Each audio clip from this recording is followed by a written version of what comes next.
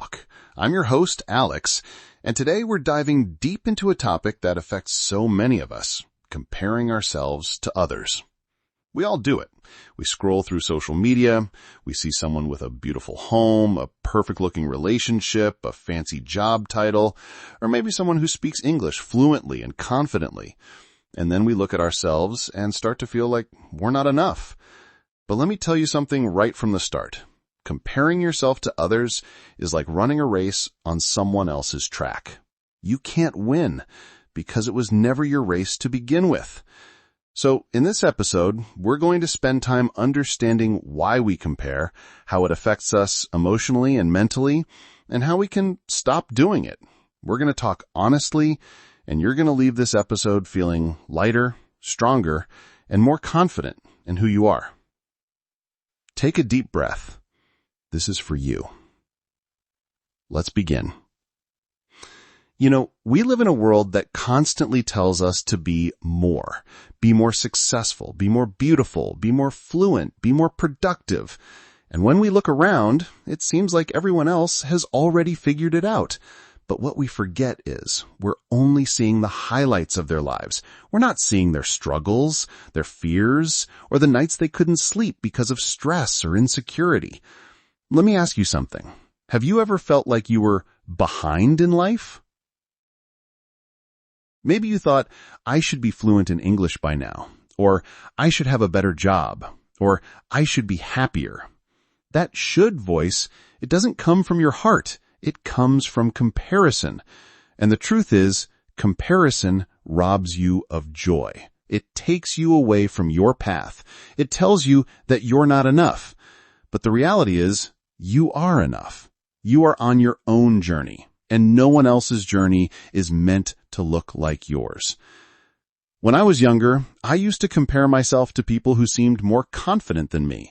I'd look at someone speaking fluently, making jokes in English, and I'd think, why can't I do that? But I never saw the hours they spent practicing, the mistakes they made, the times they felt nervous. I only saw the result, not the journey. Comparison is like watching a movie from the middle and thinking you understand the whole story. But you don't, and you never will. Because every life is complicated, unique, and full of invisible struggles. What if, just for today, you stopped comparing? What if you decided that your progress, your growth, your happiness was enough? Now let's talk about where this habit of comparing comes from. It often starts early. In school, we're graded, ranked, and compared. At home, we might hear things like, look how well your cousin is doing, or why can't you be more like them? So, naturally, we start to believe that we're only valuable if we're better than someone else. But the truth is, real growth doesn't come from competition. It comes from connection. When you stop comparing, you start appreciating. You start learning. You start building yourself from the inside out instead of judging your worth based on someone else's outside. Let's take a moment now. Close your eyes if you can. Think about a time when you compared yourself and felt bad. Just hold that feeling for a second. Now imagine what it would feel like to let it go. Imagine saying, I am doing my best, and that's enough. That feeling, that peace, that's the beginning of freedom. You deserve to feel that way every day. Here's something powerful I want you to remember. No one else can be you. They can try, they can copy your style, they can try to match your energy, but they can never be you. Your mind, your voice, your story, it's one of a kind. You're not meant to be a copy. You're meant to be original. And you are. So instead of looking sideways at other people's lives, look forward. Focus on your path. Celebrate your progress. Even the small steps matter. You know, a lot of people ask me, Alex, how do I stop comparing myself to fluent English speakers? And I always say this, remember that every fluent speaker was once a beginner, just like you. They stumbled over words, they forgot vocabulary, they felt shy or embarrassed, but they didn't quit. And neither should you. Instead of saying, I'm not as good as them, say, I'm learning, I'm growing, I'm getting better every day, because you are. Let's slow down for a second and really let this settle. It's okay to admire someone. It's okay to feel inspired by their journey. But the moment admiration turns into comparison, we lose ourselves. Instead, let admiration motivate you. Let it remind you of what's possible, not what's missing in you. You are not less because someone else is more. You are enough because you are becoming. Let's talk about social media for a moment. It's one of the biggest reasons we fall into the trap of comparison. We open Instagram or Facebook, and what do we see? Perfect vacations, happy relationships, people smiling, success stories.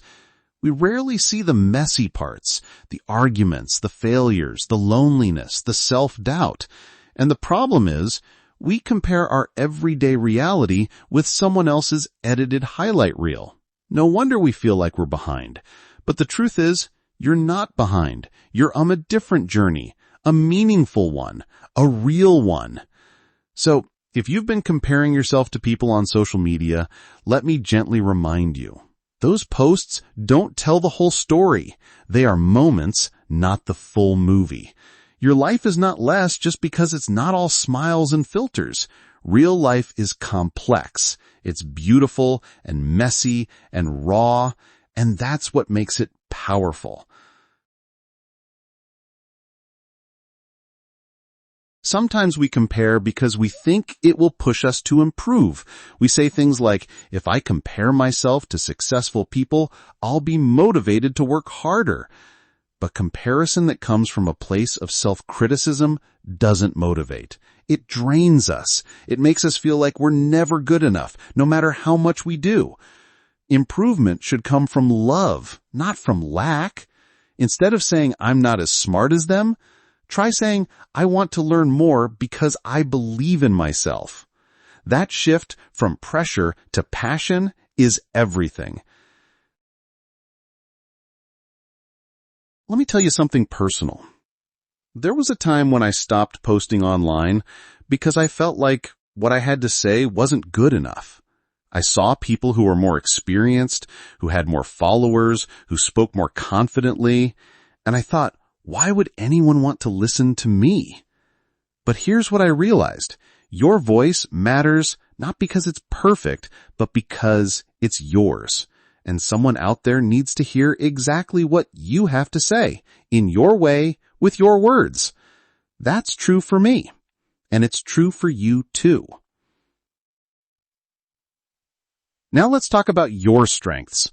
When you compare yourself to others, you forget what makes you unique. You ignore your gifts. You downplay your talents. But those things, your creativity, your kindness, your courage, your ability to listen, your humor, those are incredible. Even your quiet strength, yes, that counts too. We don't all have to be loud to be powerful. Some of the strongest people I know speak softly, but they move the world with their presence. So, take a moment now to think about something you're proud of. Anything. It could be a skill you've learned, a challenge you've overcome, or just the fact that you're still here, still trying. That's huge. Give yourself credit. Because when you recognize your value, comparison loses its power.